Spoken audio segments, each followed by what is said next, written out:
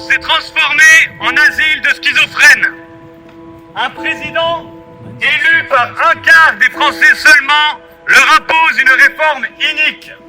Il explique placidement à un peuple en voie de tiers-mondisation que tout va bien dans le meilleur des mondes, alors que par sa faute, l'électricité, les matières premières, les denrées alimentaires ont explosé. À mesure que nos services publics disparaissent, des pans entiers de notre pays sont livrés à la rapacité financière. Le Mozart de la finance nous mène à la banqueroute.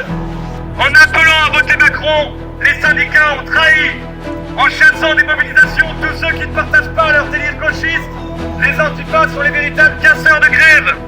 En refusant de voir que c'est en libérant le travail et en freinant la mondialisation, et non pas en pratiquant la démagogie et l'immigrationnisme à outrance que l'on redressera la situation, la France insoumise se cantonne au rôle de clown parlementaire, tout juste bon à mettre en avant un duc au but boyard ou les anciens compagnons de route de François Hollande, recyclés pour l'occasion en révolutionnaires du Palais Bourbon. Le mouvement Chouan dénonce l'anarchie du parlementarisme jacobin qui fait le jeu des lobbies et des puissances d'argent. Il réclame des politiques natalistes, seules à même de sauver les retraites, ainsi que la libération fiscale de ceux qui travaillent et produisent de vraies richesses.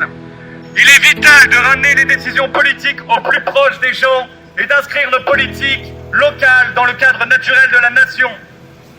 Pour sauver notre système social, il est indispensable de sortir des logiques libérales et technocratiques qui cassent le service public et refusent de prendre en compte le pays réel et la pénibilité de certains métiers. Enfin, il est impératif de restaurer une véritable liberté syndicale, seule à même de faire remonter la volonté populaire et la voix des travailleurs sans qu'elle soit confisquée par une extrême gauche sectaire et emprisonnée dans les logiques partisanes. Nous ne voulons plus travailler pour des assistés et des fraudeurs fiscaux. Nous refusons de suer sang et eau pour un régime polémique qui n'assure ni notre sécurité, ni notre prospérité. À bas la Macronie, à bas l'extrême gauche sectaire, à bas les lobbies. Macron, démission! Macron, démission! Macron, démission! Macron, démission! Macron, démission!